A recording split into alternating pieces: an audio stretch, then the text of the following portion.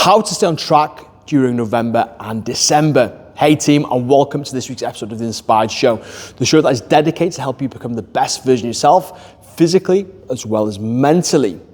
Before we go into this week's episode, if you're not done already, don't forget to hit that subscribe button. It means you stay up to date with every episode we drop every single week. Don't forget to smash the like button, share it with somebody that may benefit from it, and any big takeaways you've got, let us know down in the comments. Don't forget, our social media handles are in the captions where we post every single day tips and value on helping you become the best version of yourself, plus a link to our exclusive community where we have everything you need to get into the best shape possible. So this week's episode is about staying on track during November and December. Now, a lot of people fall into one of two camps when it comes to November and December. One, they try and go all out in terms of staying on track, which ultimately leads to failure and feel guilty, or they simply do not try whatsoever and they get into the minds of, I'm going to start fresh in January. Now, these two approaches, they're not very helpful, especially if you want to become the best version of yourself, physically and mentally. So in this week's episode, we're going to go through 4 things that we need to be doing if you want to stay on track November, December, whilst still enjoying yourself, because that is the most important thing. Life is for enjoyment, but you also need to be happy in yourself, your confidence levels and your energy levels whilst enjoying life as well. So the first thing that we need to think about is setting realistic goals for November and December. If your goal is weight loss, be realistic with what you can achieve. Now, most of the time, we want to be looking at around 1 to 2 pounds per week. But with November and December coming up, it might be a little bit busier than usual socially. There might be a lot more events going on. You might have work parties, family get-togethers, and then you've obviously got Christmas and New Year as well. So we need to set realistic expectations. Now, are you going to be losing weight every single week? And if you are, is that going to be a £2 loss every single week? The high likelihood, no, especially if you want to enjoy your social events as well. So what I'd recommend with regards to goals over November and December is one of 2 things.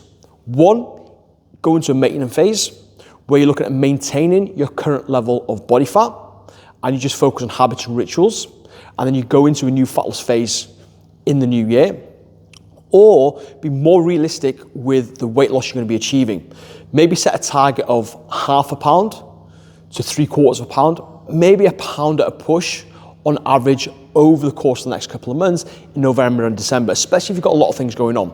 So when you bring down your targets to a realistic value, it makes it much more easy to stick to, because if you've got a target of £2 per week and you're not hitting that, that's just going to dent your motivation even more. So first things first, be realistic with what you're looking to achieve. Either go into a maintenance phase or bring down the average that you're looking to lose each and every week from anywhere between ½ pound to £1 max. So that's the first thing that we need to do.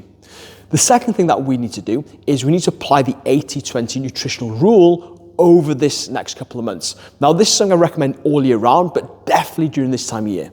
Okay, you do not have to be perfect with your food. You are allowed to overindulge here and there.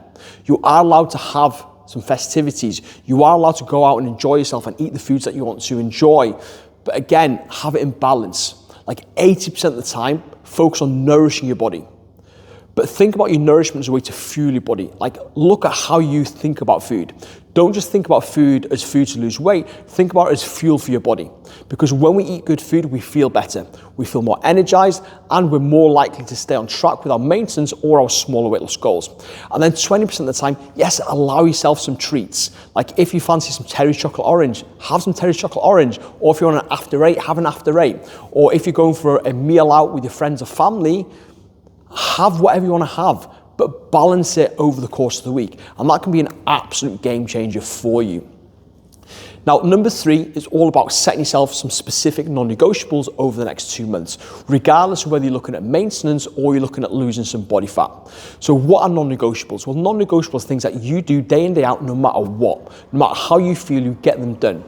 So with regards to non-negotiables, I would be looking at a few non-negotiables around your nutrition, your daily movement, your rest and recovery, and also your mindset and stress management. So for movement, what you might look at is you might set yourself a specific movement target each and every week, okay? You might say, no matter what, I'm going to make sure I hit my 8,000 steps a day, for example, okay? Make it relative to where you are with things right now, okay? Don't set an unrealistic target that you can't box off, okay? Because they need to be manageable and needs to be something that you can do every single day. It might be from a fitness point of view, you might commit to doing at least 2 workouts a week. Again, don't overcommit, set at a manageable point that you know you can get done, that allows you to keep those standards nice and high, but allows you to get the benefit of it as well. A nutritional non-negotiable could be that you're going to consume at least 1 fruit and one vegetable every single day, alongside following the 80-20 rule and the calorie target based on whatever your goal is, whether it's maintenance or whether it is a smaller fat loss phase. It might be you're going to drink X amount of fluid each and every day. From a mindset point of view, you might say every single night before going to bed, I'm going to make sure I write in my journal to decompress and review the day. Or you might say I'm going to do at least 2 self-cares a week to keep my stress at bay and reduce emotional eating and stress drinking. So giving yourself some non-negotiables can be an absolute game changer to keep those standards nice and high as we move through November and December. And then lastly is accountability and support. This is super, super important. Now, there's a wide variety of ways you can do this. One way could be you and your friends setting up a WhatsApp group together where you keep yourself accountable to your daily non-negotiables, where you share food ideas, where you meet up to go for walks, whatever it may be, you're just holding yourself accountable. You could pop onto social media that these are your goals for the festive period. And again, when you put it out in public, you've got that layer of accountability. It might be investing in yourself, joining the exclusive Built to Inspire community, which you can do from £26 a month, where you've got the accountability and the weekly check-ins to help you with that. Or you could go a step further and invest into a one-to-one coach. Now, I guarantee you, if you implement these 4 things, you're going to see much better progress through November and December, whether it's maintaining all the progress you made so far or whether it's chipping away slowly at some other progress you want to make, meaning that you're going to get to 2025 with no need to extreme diet, any fads, any detoxes or anything like that. You're starting on the strong foot. So let's finish the year strong. Let's absolutely enjoy November and December, but let's enjoy it in accordance with our values, what we want to achieve, becoming that best version of ourselves mentally as well as physically.